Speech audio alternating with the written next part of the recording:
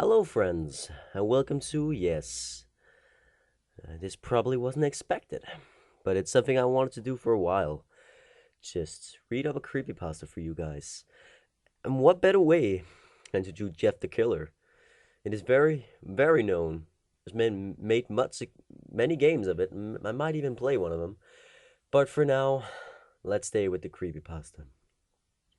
It's just been Halloween, so it fits in, doesn't it? The creepypasta starts off with a little quote or a little whatever you want to call it from a local newspaper. So grab something to drink, maybe something to eat, sit back, close your eyes, get a good pair of headphones, and dim down the lights. Because it's gonna be wild. Maybe not wild, but it is gonna be fun. Okay. Ominous unknown killer is still at large. After weeks of unexplained murders, the ominous unknown killer is still at rise. After little evidence has been found, a young boy states that he survived one of the killer's attacks and bravely tells his story. I had a dream, and I woke up in the middle of the night, says the boy. I saw that for some reason the window was open, even though I remember it being closed before I went to bed. I got up and shut it once more. Afterwards, I simply crawled under my covers and tried to get back to sleep. That's when I had a strange feeling, like someone was watching me. I looked up and nearly jumped out of my bed. There, in the little ray of light, illuminating from between my curtains, were a pair of two eyes. These weren't regular eyes. They were dark, ominous eyes. They were bordered and in black and just plain out terrified me. That's when I saw his mouth, a long, horrendous smile that made every hair on my body stand up. The figure stood there, watching me. Finally, after what seemed like forever, he said it. A simple phrase, but only in a way only a madman could speak it. He said, "Go to sleep." I let out a scream. That's what sent him at me. He pulled up a knife, aiming at my heart. He jumped on top of my bed. I fought him back. I kicked, I punched, I rolled around, trying to knock him off me. That's when my dad busted in. The man threw the knife. It went into my dad's shoulder. The man probably would have finished him off if one of my neighbors hadn't alerted the police. Fuck, I just totally fucked it up there. I'm sorry. They drove into the parking lot and ran towards the door. The man turned and ran down the hallway. I heard a smash, like glass breaking. As I came out of my room, I saw the window that was pointed towards the back of my house was broken. I looked at it. I looked at. Oh, god damn it. See him vanish into the distance. I'm sorry. I'm Danish. I have rights to be retarded. I can tell you one thing. I will never forget that face, those cold, evil eyes, and that psychotic smile. They will never leave my head. Police are still on look for this man. If you see anyone that fits the description in the story, please contact your local police department. Here we go. Jeff the Killer. Jeff and his family had just moved into a new neighborhood. His dad has gotten a promotion at work, and they thought it could be best to live in one of those fancy neighborhoods. Jeff and his brother Louis, couldn't complain though. A new, better house. What was not to love? As they was getting unpacked, one of the neighbors came by. "Hello," she said. "I'm Barbara. I live across the street from you. Well, I just wanted to introduce myself and introduce my son." She turns around and calls her son over. "Billy, these are our new neighbors." Billy said hi and ran back to play in his yard. "Well," said Jeff's mom, "I'm Margaret, and this is my husband Peter, and these are my two sons, Jeff and Lou." They each introduced themselves, and then Barbara invited them to her son's birthday. Jeff and his brother was about to object when their mother said that they would love to. When Jeff and his family are done packing, Jeff went up to his mom. "Mom, why would you invite us to some kid's party? If you haven't noticed, I'm not some dumb kid." "Jeff," said his mother, We just moved here. We should show that we want to spend some time with our neighbors now. We're going to that party, and that is final." Jeff started to talk, but stopped himself, knowing that he couldn't do anything. Whenever his mom said something, it was final. He walked up to his room and plopped down on his bed. He sat there, looking at the ceiling, when suddenly he got a weird feeling. Not so much pain, but a weird feeling. He dismissed it as just some random feeling. He heard his mother call him down to get his stuff, and he walked down to get it. The next day, Jeff walked down the stairs to get breakfast and got ready for school.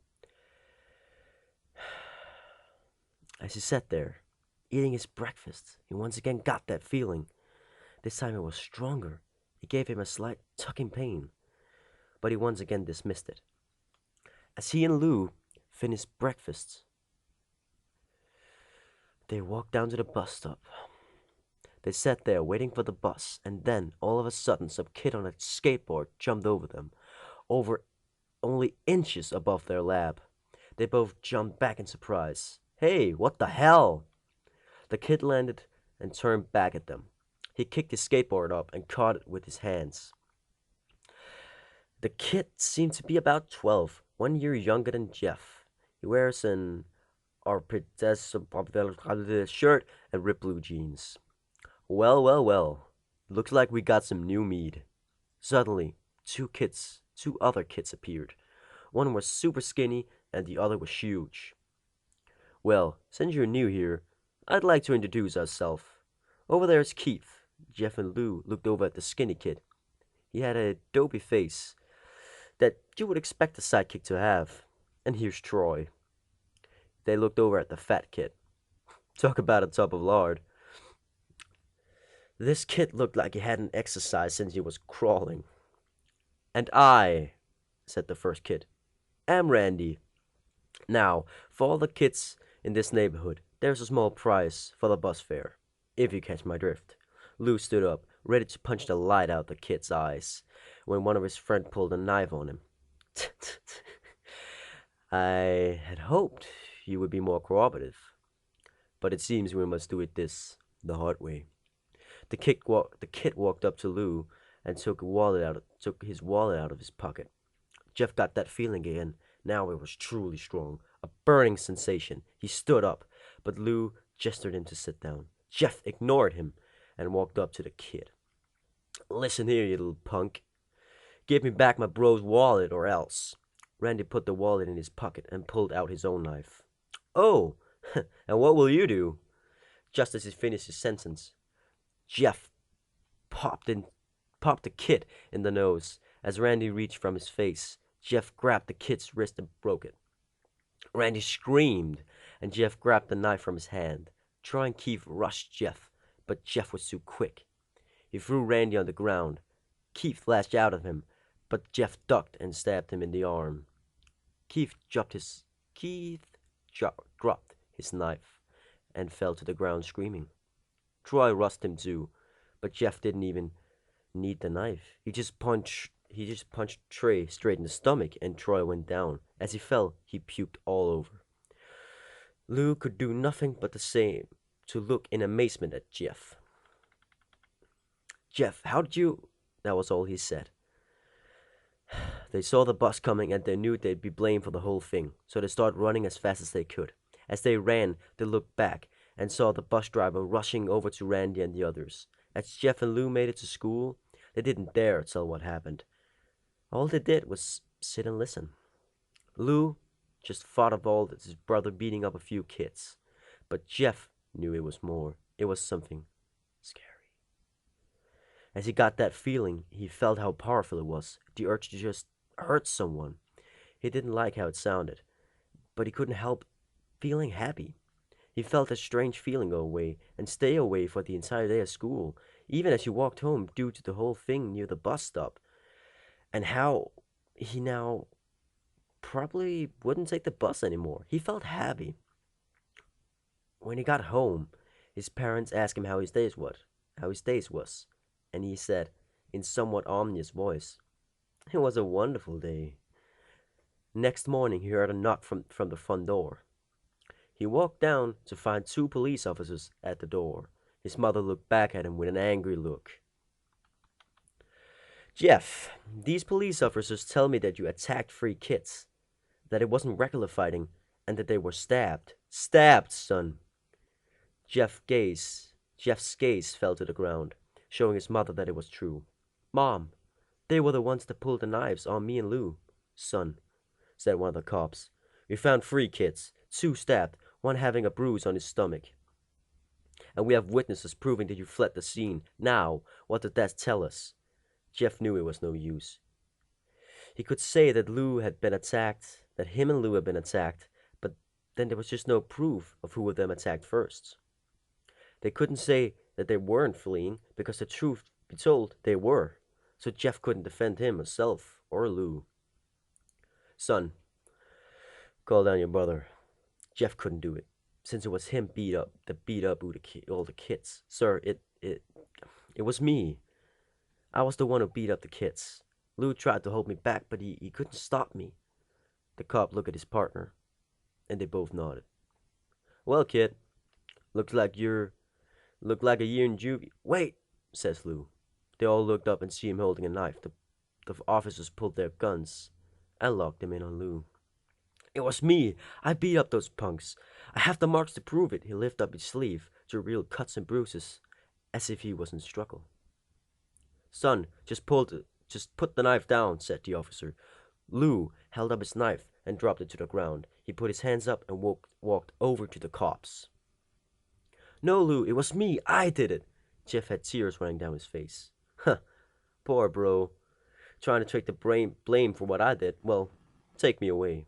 The police led Lou out to the police car. Lou, tell him it was me. Tell them. I was the one who beat up those kids. Jeff's mother put his hands on his shoulder. Jeff, please, you don't have to lie. We know it's Lou. You can't stop. You can't stop. Close enough. Jeff watched helplessly as the cop car speeds off with Lou inside. A few minutes later, Jeff's dad pulled into the driveway. Seeing Jeff's face and knowing something was wrong. Son, what is it? Jeff couldn't answer. His vocal cords were strained from crying. Instead, Jeff's mother walked his father inside to break the bad news to him as Jeff wept in the driveway. After an hour or so, Jeff walked back into the house, seeing that his parents were both shocked, sad, and disappointed. He couldn't look at them. He couldn't see how they thought of Lou when it was all his fault. He just went to sleep, trying to get the whole thing off his mind. 2 days went by, with no word from Lou at JDC. No friends to hang out with, nothing but sadness and guilt. That is until Saturday, when Jeff woke up by his mother with a happy, sunshiny face. Jeff, it's the day, she said as she opened up the curtains and let light flood into his room. What's today? Asked Jeff as he stirs awake. Why, it's Billy's party. He was now full awake. Mom, you're joking, right? You didn't expect me to go to some kid's party after. There was a long pause. Jeff, we both know what happened. I think this party could be the thing that brightens up the past days. Now get dressed. Jeff's mother walked out of the room and downstairs to get herself ready. He fought himself to get up. He picked out a random shirt and a pair of jeans and walked downstairs. He saw his mother and father all dressed up. His mother in a dress and his father in a suit. He thought, why would they even wear such fancy clothes to a kid's party? Son, is that all you're gonna wear? Said Jeff's mom. Better than wearing too much, he said. His mother pushed down the feeling to yell at him and hid it in a smile. Now, Jeff, we may be overdressed, but that is the way you want to go to make an impression, said his father. Jeff grunted and went all the way back to his room.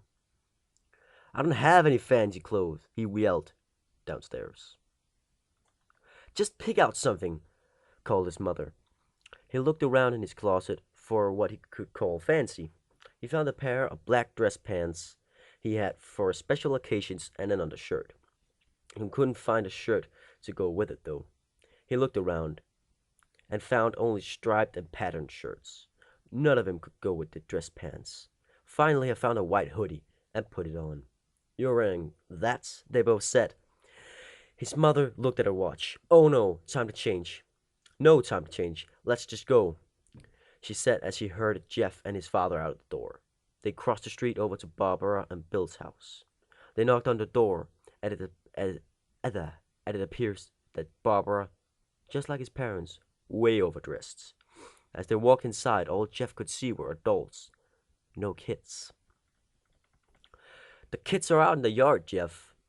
How about you go and meet some of them, said Barbara. Jeff walked outside to a yard full of kids. They were running around in some weird cowboy costumes and shooting each other with plastic guns. He might as well be standing in Toys R Us. Suddenly a kid came up to him and handed him a toy gun and hat. Hey, wanna pray? He said. No, kid, I'm too old for that stuff. The kid looked at him in that weird puppy dog face. Please, said the kid. Fine, Jeff said. He put on the hat and started to pretend to shoot at the kids. At first he thought it was totally ridiculous, but then he actually started to have some fun. It might not have been super cool, but it was the first time he had done something that took his mind off of Lou. So he played with the kids for a while until he heard a noise, a weird rolling noise. Then it hit him. Randy, Troy, and Keith all jumping over the fence with their skateboards. Jeff dropped the fake gun and ripped off of his head. Randy looked at Jeff with a burning hatred. Hello, Jeff, is it? He said. We have some unfinished business. Jeff saw his bruised nose. I think we're even. I beat the crap out of you and you get my brother sent to JDC. Randy got an angry look in his face. Oh no, I don't go for even. I go for winning. You may have kicked our asses that one day, but not today. As he said that, Randy rushed at Jeff. They both fell to the ground. Randy punched Jeff in the nose, and Jeff grabbed him by the ears and headbutted him. Jeff rushed Andy off of him, and both rose to their feet. Kids were screaming and parents were running out of the house. Troy and Keith both pulled guns out of their pockets. No one interrupts or guts will fly, they said. Randy pulled a knife on Jeff and stabbed him into his shoulder. Jeff screamed and fell to his knees. Randy started kicking him in the face. After 3 kicks, Jeff grabbed his foot and twists it. Causes Randy to fall to the ground. Jeff stood up and walked towards the back door. Troy grabbed him. Need some help? He picked up Jeff from the ground off the collar and throws him into the patio door. As Jeff tries to stand up, he gets kicked down to the ground. Randy repeatedly started kicking Jeff until he starts coughing up blood. Come on, Jeff, fight me. He picks Jeff up and throws him into the kitchen like a woman. Randy sees a bottle of vodka on the counter and smashes the glass over Jeff's head. Fight! He throws Jeff back into the living room. Come on, Jeff, look at me. Jeff glances up, his face riddled with blood. I was the one who got your brother sent to JDC. And now you sit here and let him rot up for a whole year? You should be ashamed. Jeff started to get up. Oh, finally, you stand and fight. Jeff is now on his feet, blood and vodka on his face. Once again, he gets that strange feeling, one he which hadn't had in a while. Finally, he's up. Says Randy as he runs towards Jeff. That's when it happened. Something inside Jeff snaps. His psyche is destroyed. All rational thinking is gone. All he can do is kill. He grabs Randy and pile drives him into the ground. He gets on top of him and punches straight into his heart. His punches cause Randy's heart to stop. As Randy gasps for breath, Jeff hammers down on him. Punch after punch, blood gushes from Randy's body until he takes one final breath and dies. Everyone is looking at Jeff now. The parents, the crying kids, even Troy and Keith. Although they easily break from their gaze and point their guns at Jeff.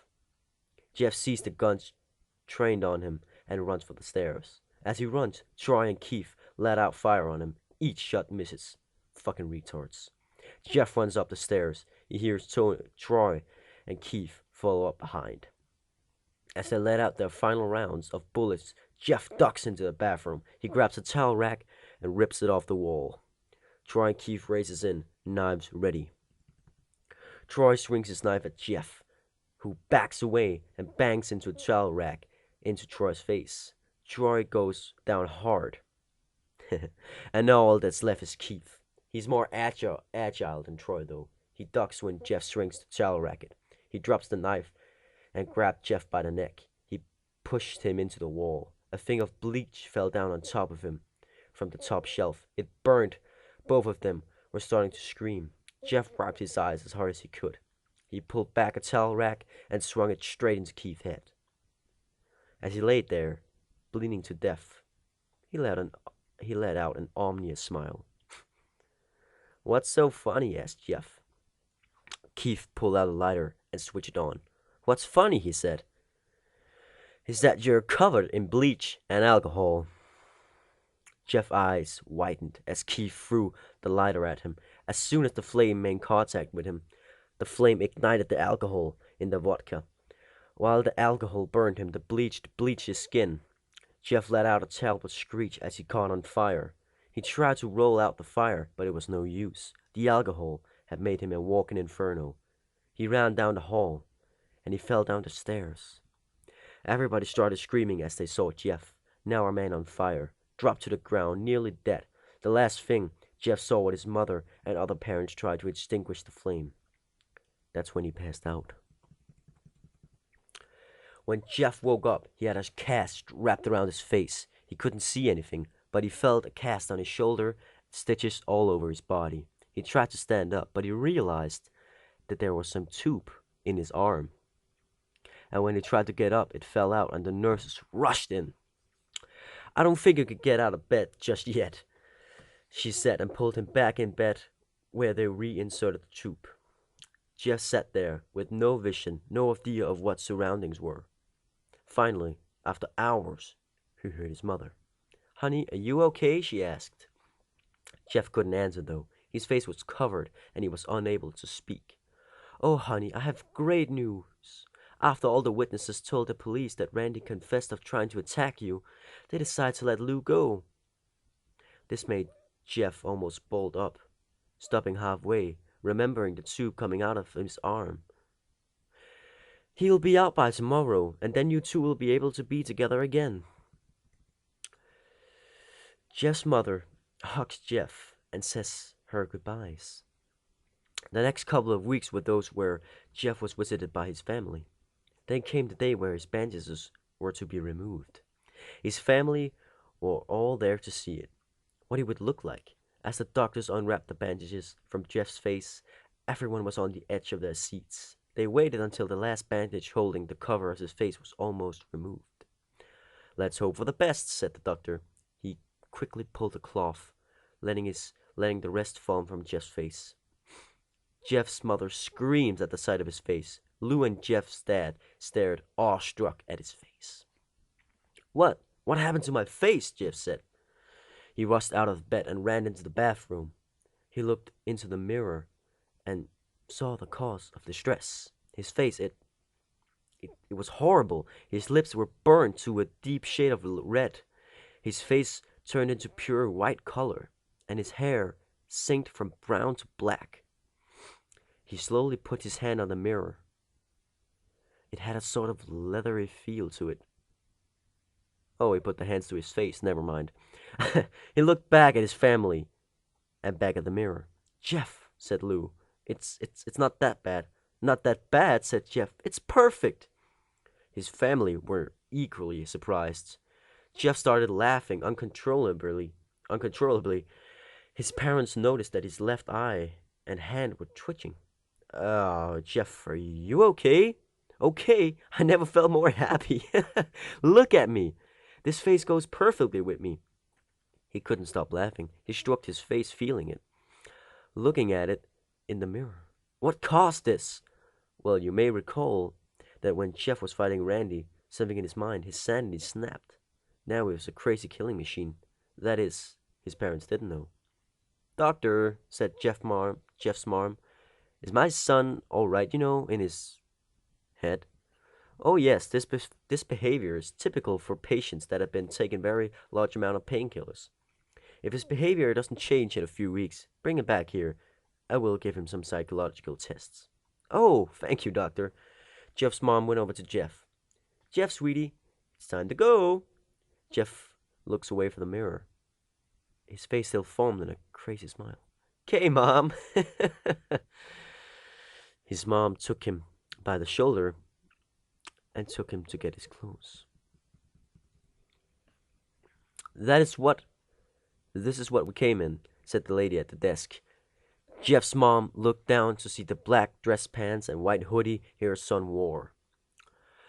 Now they were clean of blood and all stitched together.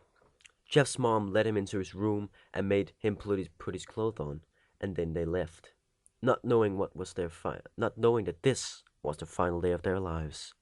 Later that night, Jeff's mom woke to a sound coming from the bathroom. It sounded as if someone was crying.